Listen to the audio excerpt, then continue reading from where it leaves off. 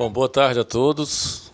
Sejam bem-vindos aqui mais uma vez ao nosso último dos 3 encontros do semestre, não é? Como anunciado desde o início do ano, hoje a gente vai concluir nossos 6 encontros do ano, né? Que são 3 em cada semestre, falando um pouco sobre essa questão do nome do Pai, não é? E a relação que duas proposições de Lacan na forma de que foram proferidas na forma de frase, não é? Que a primeira é que ele vai dizer que a psicanálise reintroduz o nome do Pai na ciência, não é?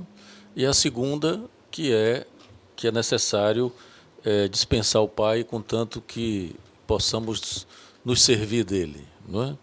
Então, a gente vai trabalhar essas duas proposições.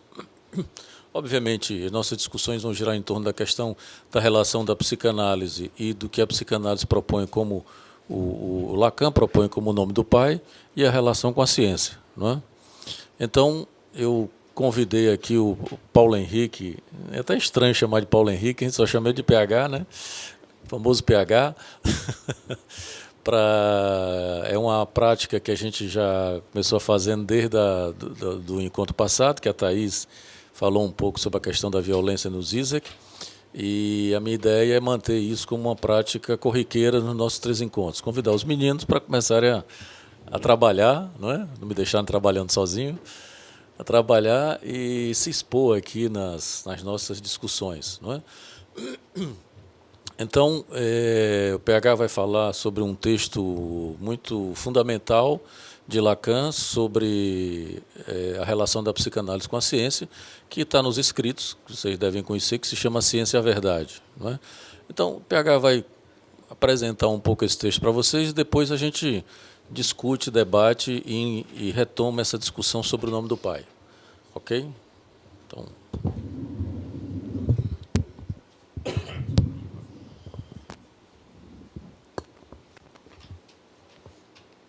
Boa tarde. Está chegando aí?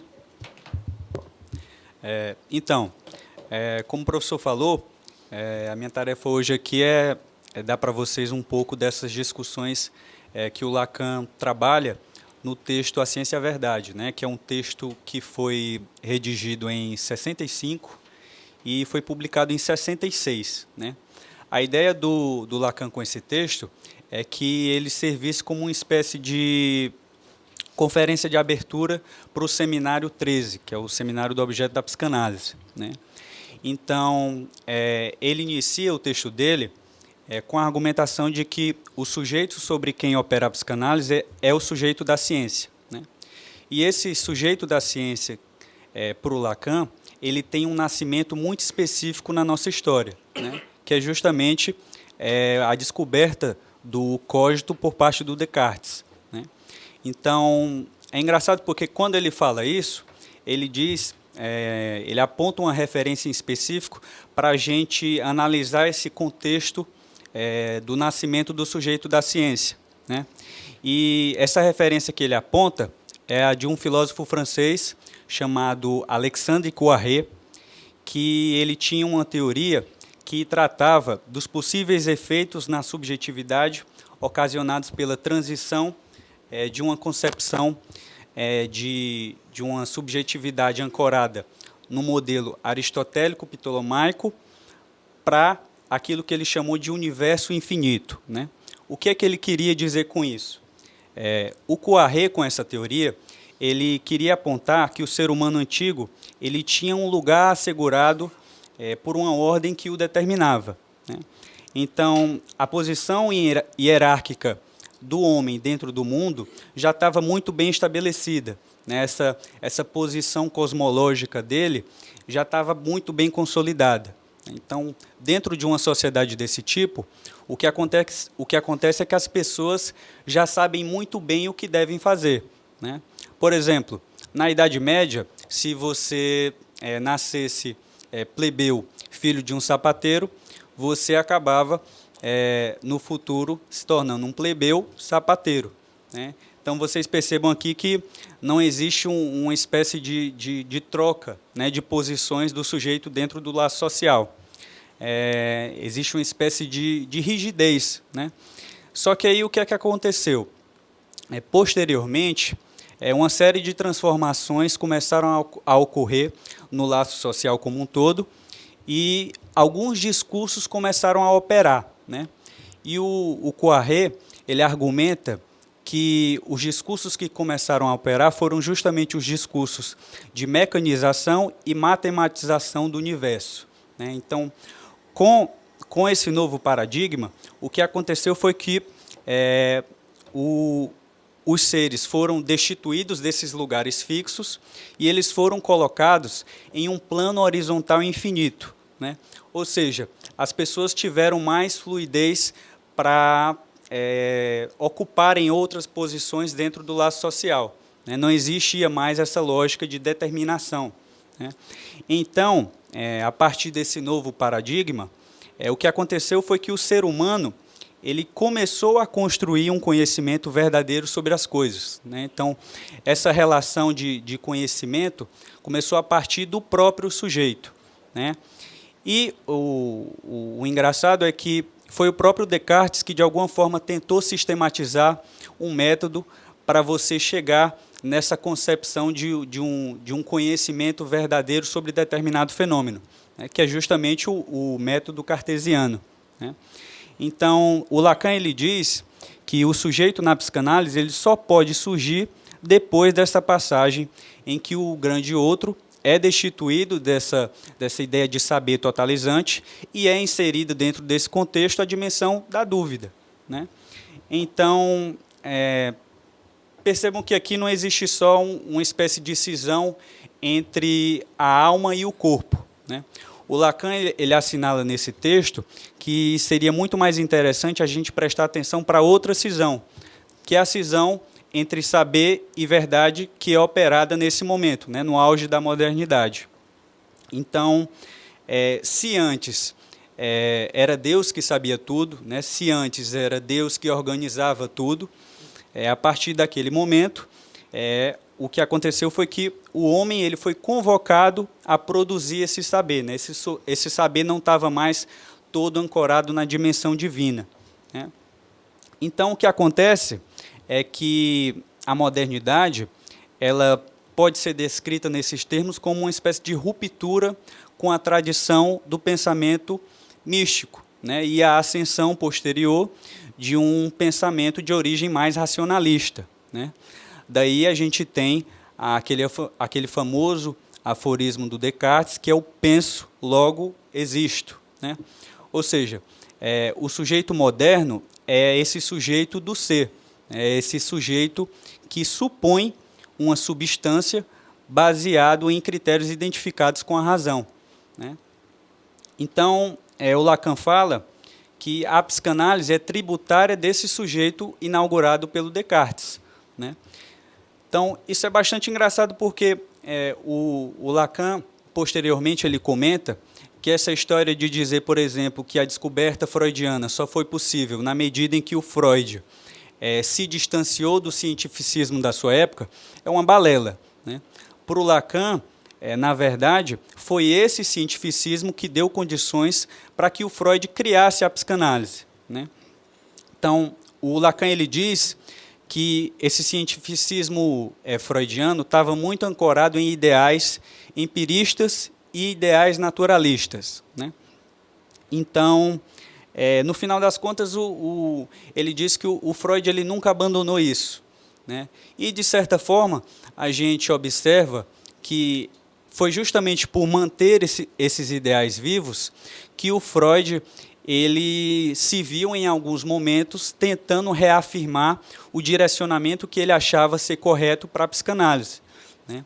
Basta a gente lembrar, por exemplo, do famoso desentendimento que ele teve com o Jung, né, que naquela época estava tentando fazer uma espécie de retorno a uma lógica pré-moderna, né, com toda aquela lógica dos arquétipos e uma equivalência entre o significante e significado, né?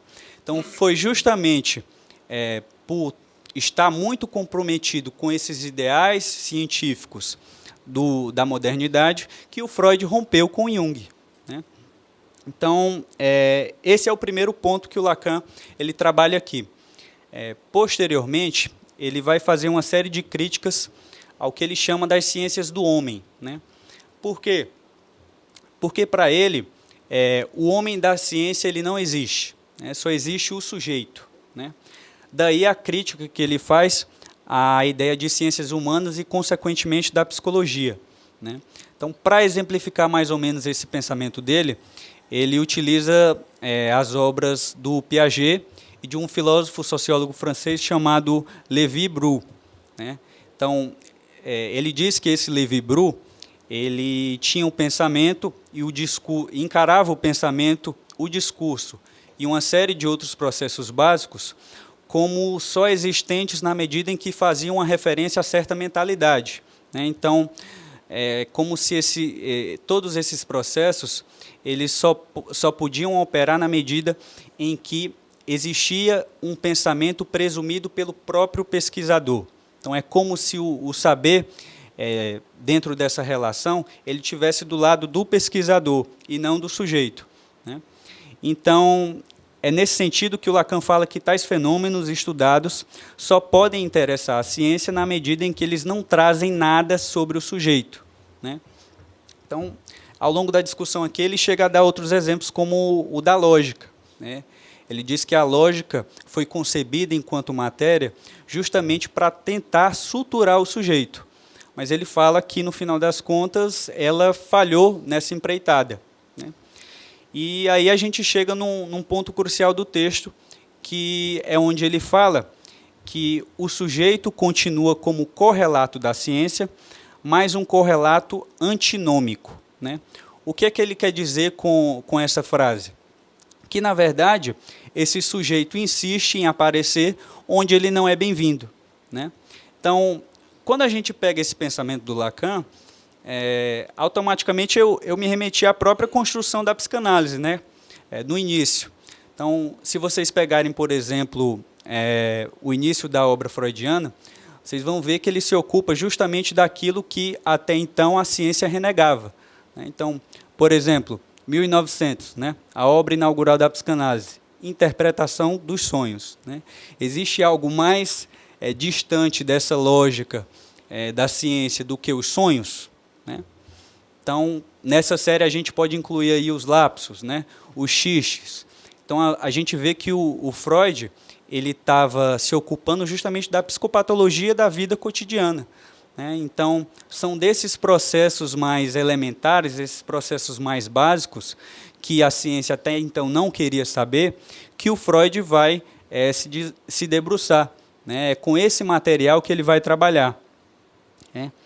Então, a gente vê aí uma espécie de tentativa do Lacan de precisar o conceito de verdade, né? Ele começa a tentar fazer uma espécie de elaboração que consiga delimitar muito bem esse conceito. E aí, para fazer isso, ele começa a diferenciar o tratamento que essa verdade ela obtém de uma série de discursos. E aí, como exemplo, ele utiliza a magia, a religião,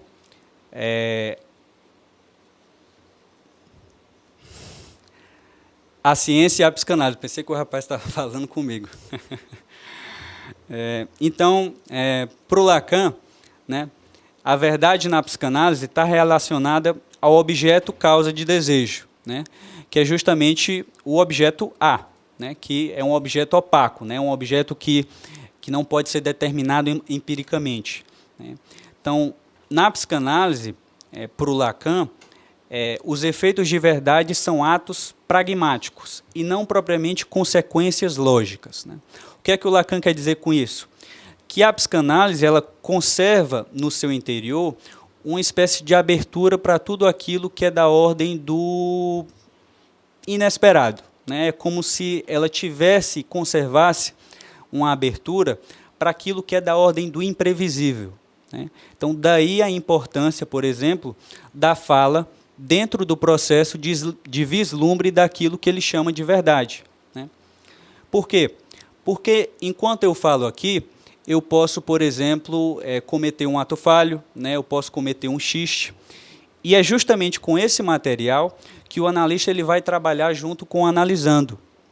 É a partir desse mal-entendido que a psicanálise irá se ocupar da verdade. Né? É nesse mal-entendido que a psicanálise vai tentar retirar consequências, né? Consequências propriamente pragmáticas, como Lacan fala.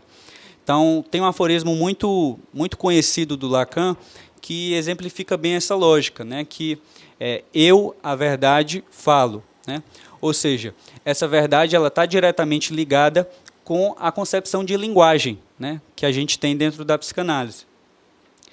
Então, essa é a visão, é o tratamento que a psicanálise dá para o campo da verdade. Né? Na magia, o Lacan ele fala que os atos de fala são dissimulados pela troca simbólica entre natureza e encantamento. Né? Basicamente, ele tenta trabalhar aqui com os relatos que o Lévi-Strauss faz dos relacionamentos estabelecidos entre o xamã e o membro da tribo. Né? Então, dentro dessa relação entre o xamã e o membro da tribo, ele fala que existe uma espécie de eficácia simbólica aí, mas que a verdade é recalcada dentro desse processo. Né? Por quê? Porque o sujeito está negligenciado. Esse sujeito está meio que apassivado dentro dessa relação. Então, imagine, o cidadão da tribo está doente, né? E aí o xamã chega lá, faz uma espécie de PPO, né? E aí o que acontece? O rapaz ele tem uma espécie de melhora, né? Então tem uma eficácia simbólica aí, só que ele, enquanto sujeito, não aparece. É o xamã que vai lá e faz todo o processo. Isso é o tratamento que a magia dá para a religião, ou para a verdade. Né? Então, já na religião, o que acontece é que a chamada revelação ela é adiada para um tempo futuro, né? Para um juízo final. Então, é como se a fantasia religiosa ela fizesse uma espécie de denegação da verdade. Né? Então, enquanto a magia recalca, a religião denega, né, a verdade. Então, dentro desse sistema religioso, a causa de desejo ela é atribuída a Deus. Né? Então, é Deus que, de alguma forma, ocupa essa posição de causa de desejo para o crente. Né?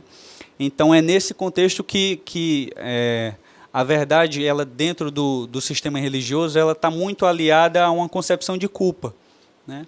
Então, Lacan ele toma cuidado para fazer essa diferenciação. E aí, por fim, ele fala justamente da ciência, né, que, segundo Lacan, nada quer saber da verdade como causa. Né? Então, é como se, enquanto paranoia, a ciência operasse uma espécie de foraclusão do nome do Pai, se encerrando sobre si mesma. Então, existe uma espécie de ensimesmamento da religião por parte desse processo de verdade. Né? Então, é um processo de foraclusão dessa dimensão do nome do Pai. E eu acho que aqui eu já levanto a bola para o professor, porque ele vai discutir justamente essa questão da reintrodução do nome do Pai dentro da psicanálise. Né? Como é que a psicanálise pode fazer isso? Né? Em que medida isso pode ser feito? Né? Então, ok.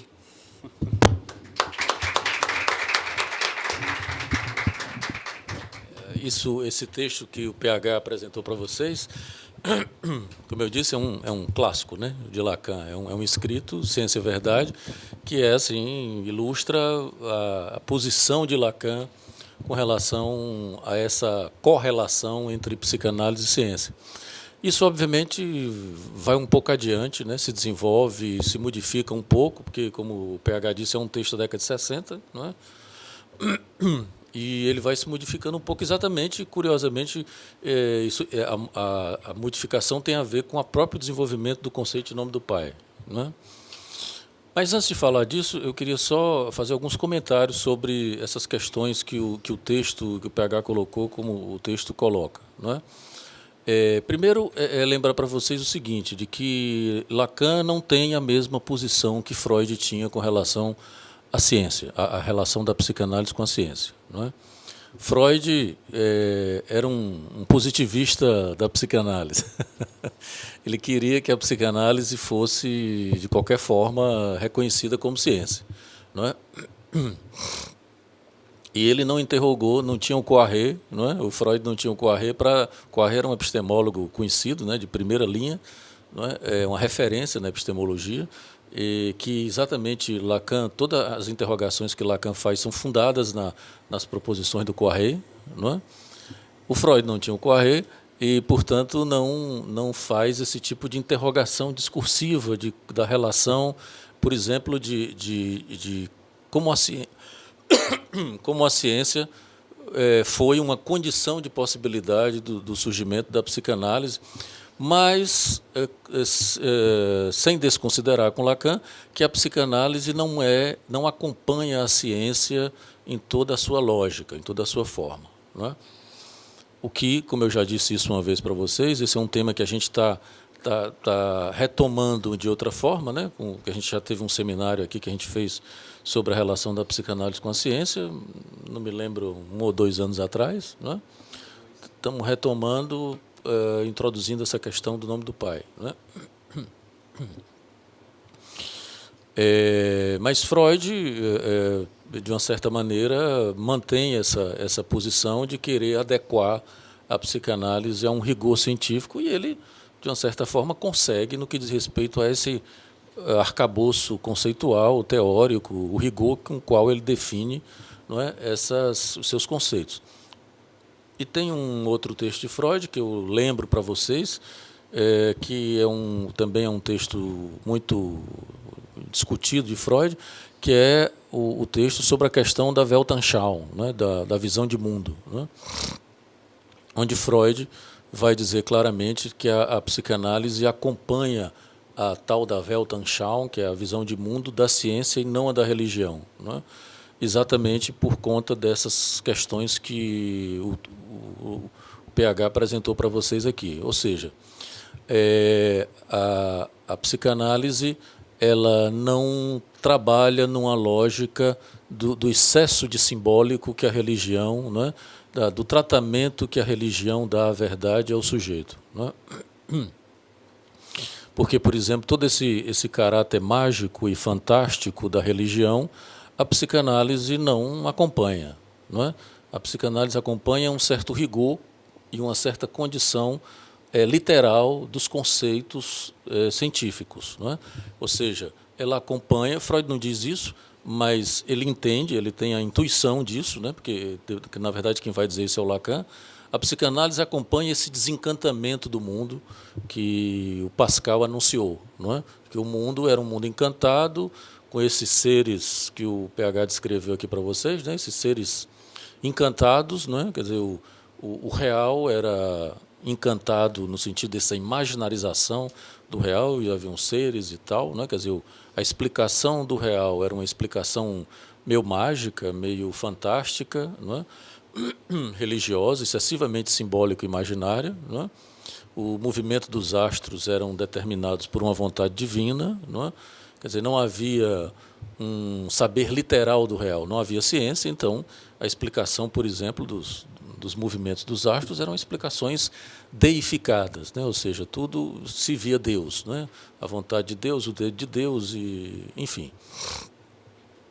O que a ciência veio fazer foi exatamente um desencantamento disso, né? Uma redução dessa borda que o real tinha, essa borda excessivamente imaginária e simbólica, e fez um tipo de literalização do real.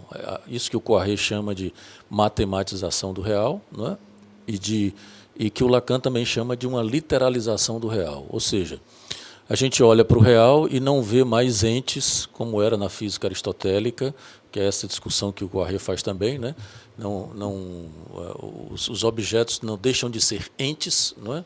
No sentido das explicações físicas de que o objeto caía porque era um objeto ontologicamente descendente, ou subia porque era ascendente, não é? Quer dizer, uma explicação entificada que não tem nada a ver com a física galileica que passou a existir e a forma científica com a qual a gente passou a olhar para o real por exemplo, a matematização da lei da gravidade e etc., né? Os matemas, né, das fórmulas matemáticas, né? O matema do Lacan vem daí, né? Então, esse real passou a ser literalizado, não é? E passou a se produzir exatamente esse saber sobre o real, a partir dessa literalização, né? Que até então, como disse o PH, o saber era uma revelação que a gente encontrava lá no lugar do grande outro, né?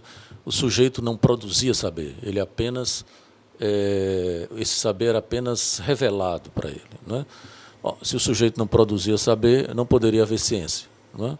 A ciência implica exatamente o momento no qual o sujeito se autorizou a produzir um determinado saber sobre o real, um saber que não fosse um saber meramente imaginário, como era o saber religioso, né?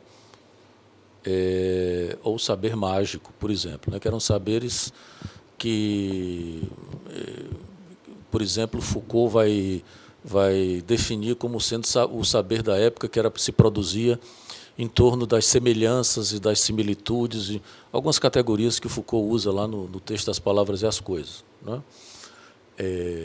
Portanto, eram saberes extremamente imaginários, né? Então, a ciência vai reduzir tudo isso, não é? Reduzir essa imaginarização do real e do mundo à letra, não é? A letra no sentido da matemática aí. Não é? A literalização do real implica essa matematização, e vejam que isso é uma coisa extremamente importante que influencia muito Lacan, né? Porque Lacan vai querer fazer exatamente isso com o real, não é? Ele vai querer escrever fórmulas matêmicas para explicar os movimentos do real, não é? Ou para determinar esses movimentos do real.